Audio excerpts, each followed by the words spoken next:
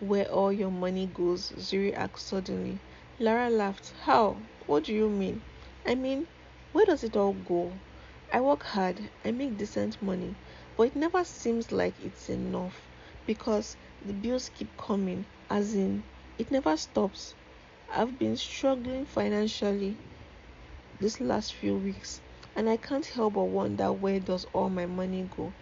In fact, since the incident with my landlord, I have been paying a lot of attention to what I spend my money on. And it dawned on me that the other day that a lot of the money goes to things that are not necessarily at the top of my priority list. Girl, I can relate, Lara said. Even with my salary, I feel silly complaining that it's never enough because I have I have so many expenses every month between hospital bills for mom and school fees for my siblings and financial obligations are a nightmare. I can't even afford to go on holiday or buy a new car. They are my responsibility. So what can I do? I have never really thought about it, Ladum said. I don't work, but body gives me a healthy allowance, but I can't really tell where it goes specifically. Shopping. The rest of the girls laughed in unison. Ladun smiled and hissed jokingly. Don't be funny. Do I shop more than the rest of you? Yes, you do, Tammy replied. Every conversation with you is about how you absolutely have to get the Dior, Chanel, and Louis Vuitton bag you saw that you saw and so girl rocking on Instagram. Eh, I like designer bags now, so shoot me, Ladum said cheekily. Bode is not complaining. Yes, but we are just pointing out that that is where your money goes to, Lara said, still very amused by her friend's antics. Tammy Yinko, where does your money go? Man, I'll have to say weddings, oh, Tammy said. I don't know if my name is on the internet with a sign that says professional bridesmaids. Almost everyone I know that gets engaged wants me to be on their train. I don't tire. Plus, it's getting expensive. But well, I can't lie, Sha. I'm always addicted to good hair. I'm also addicted to good hair. Kika and Chioma sells the nicest hair. They all laughed and nodded in agreement, except Adesua, who had gone quiet. Adesua, are you alright? Zuri asked. You haven't said much. Where does your own money go? Tell us. Tell us now. Soji, Adesua said solemnly. What do you mean? Ladum asked, slightly confused. I mean, the bulk of my money goes to Soji. Soji and his family members, Adesua said, right before she busted into tears. For a startled moment, no one said anything.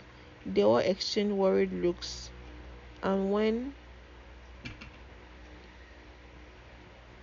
then Tammy rushed to her side to console her. What's wrong, love? Talk to us. Maybe we can help. Man, I'm just frustrated. Adesua sobbed. Everything is just a bit much right now. What do you mean? Zuri asked. Adesua took several ragged breaths. Then everything came out in a rush. I mean, it's not one particular thing.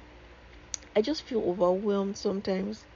I work so hard to earn money so my family is alright, but it always seems like it's never enough. It's always one thing after another.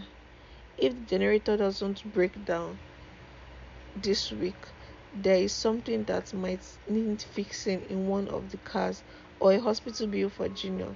It just feels like a never ending. It just feels never ending sometimes.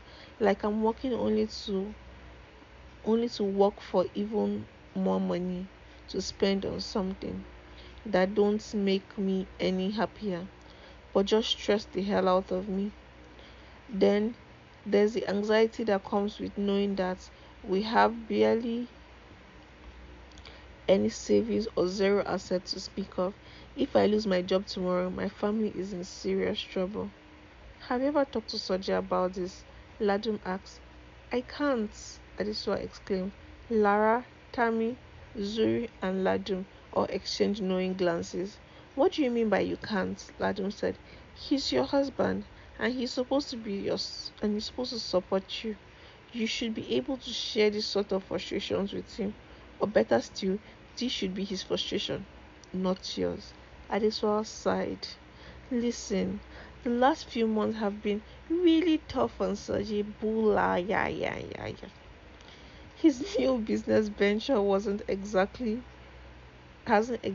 taken off yet. If I share my frustrations with him, he might see it as me complaining, and I don't want that. Don't mind me, you guys. I'm just having a moment. It's probably all the wine I drank that is making me emotional. It's just frustrating sometimes because I'm constantly thinking, what exactly am I working for? What does it, where does it all the money go? We've been trying to take a vacation for the last 3 years. The time we spend trying to take a 3 years, but by the time we spend the money on all the expenses, there's nothing left over to go to Ilashe, not to talk of London. Tammy tried to ease the tension.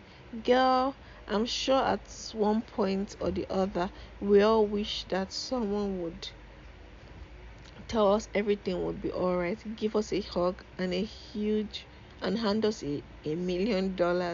Preach! Zuri giggled as she raised her hands in the air. She poured another glass of wine and set it in front of Adesua.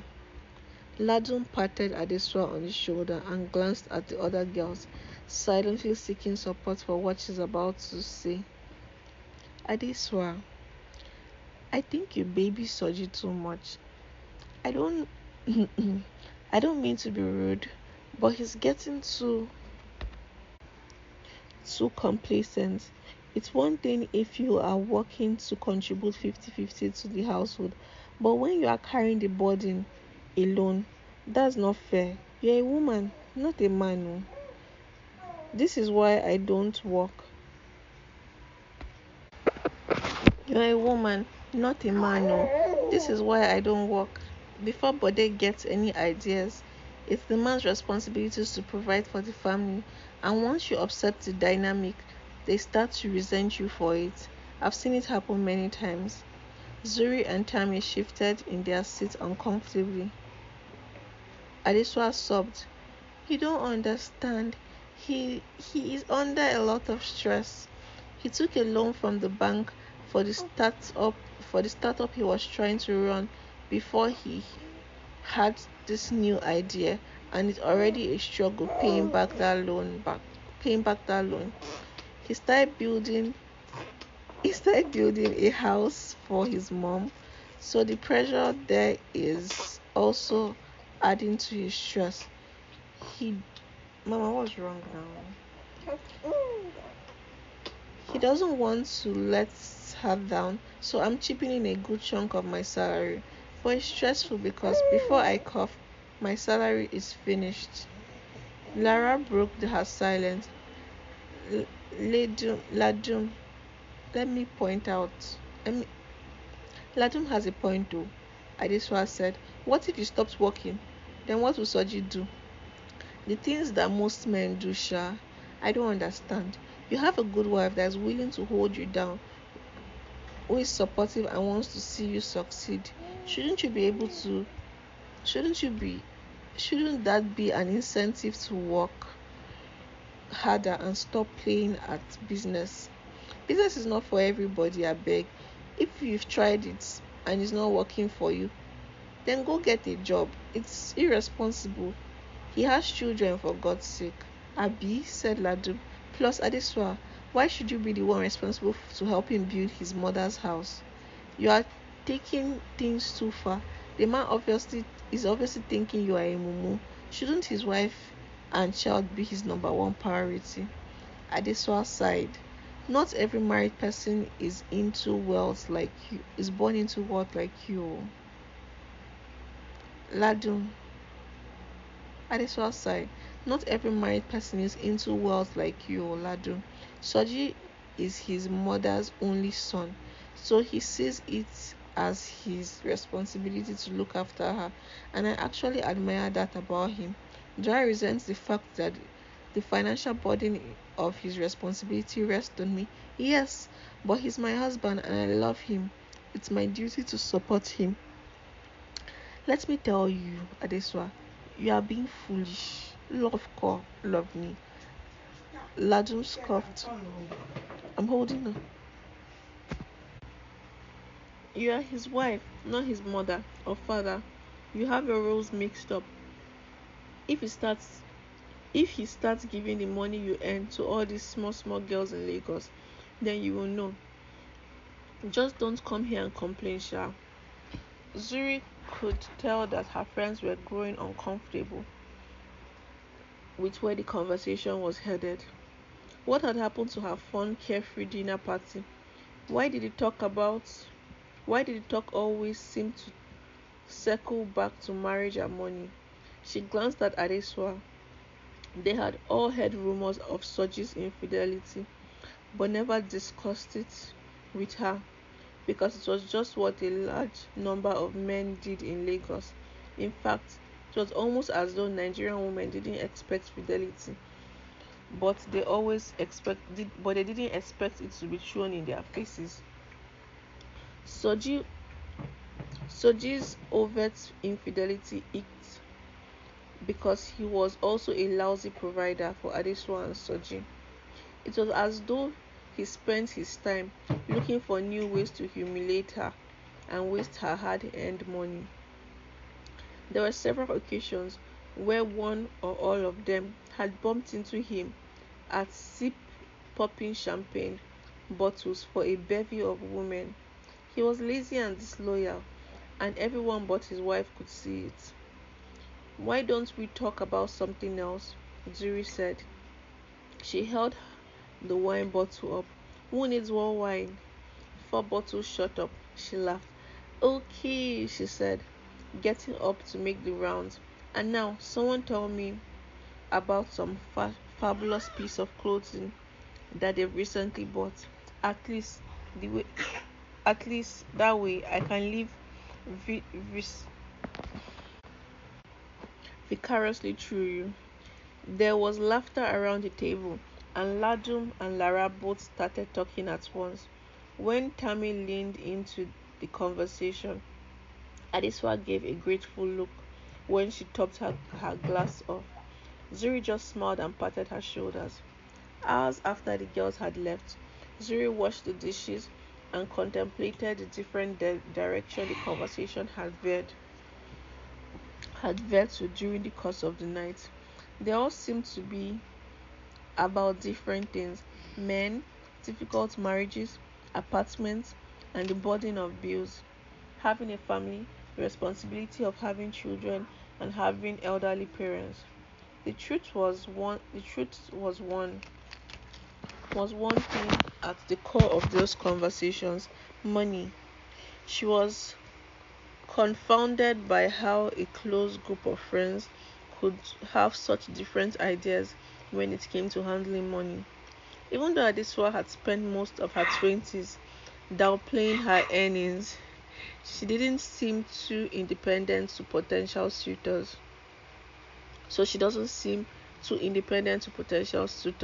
She had managed to attract a husband who had no qualms taking advantage of her incomes and bending it to his will. So even though she earned a decent income, she wasn't financially independent because of how she spent her money was dictated by her husband's whims and desires, not hers. Tammy had fewer responsibilities than the others because her parents were wealthy.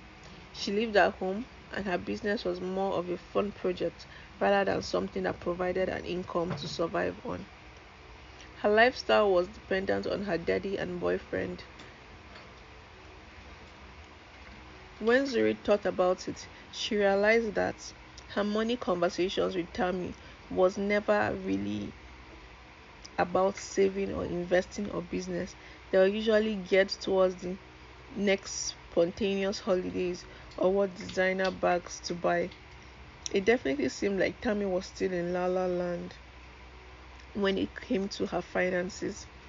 Ladum was a housewife who firmly believed that bank statement was not her business, but they could worry about that.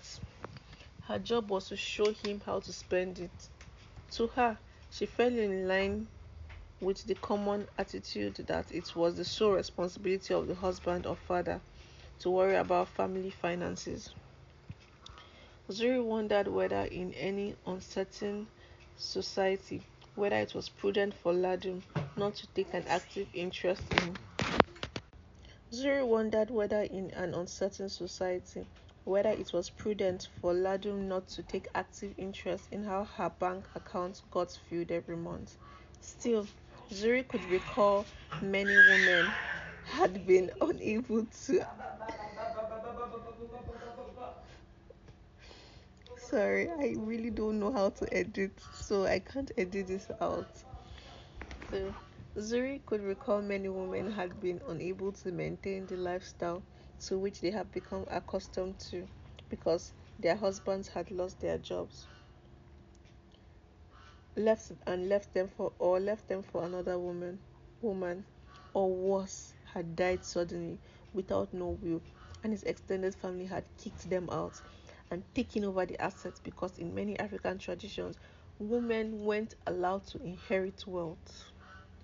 But his parents seemed very refined. But Zuri still wondered if Ladum was right.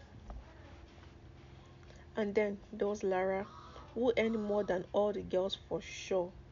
Her bonuses as an oil trader made even Ladum's jaw drop. However, no matter how much money no matter how much money came in, it seemed like there was always one more hurdle to leap that was not necessarily of her own making.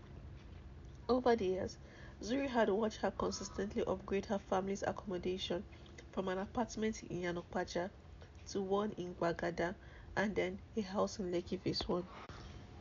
They were all properties Lara paid rent on, and coupled with the university fee she paid for her siblings abroad, Zuri wondered if Lara had any leftovers for saving or investment. As it was, she wasn't sure even her friend's salary could withstand the financial burden of her family's expenses. Zuri considered her friends, women who lived very comfortable lives but didn't seem to have a handle on their finances. Their money seemed like it was being pulled in different directions, most of which were not the direction they intended. What do you want our money to do? Zuri mused. She had never really articulated what exactly she wanted the money she earned to do for her, although she had taken some decent steps towards figuring out where her money was going. She realized now, after weeks of her spending diet, that she needed a more concrete plan for any of the changes she had made to be sustainable. Finally, we're in smart money lessons. Smart money lesson: track your expenses. Most people don't know where the money they earn goes.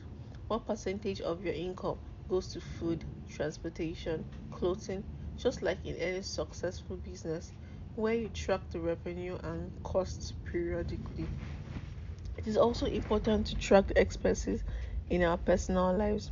Nigerian women have to become the CFOs of their financial lives and learn to take control of the income they earn now instead of waiting for their income to increase in the future before they learn to manage it. Some women have no idea how much their lifestyle costs, so she may not spend recklessly, but she subconsciously develops a habit of spending, good or bad. If you don't treat the money you earn with respect, it will leave you with no respect.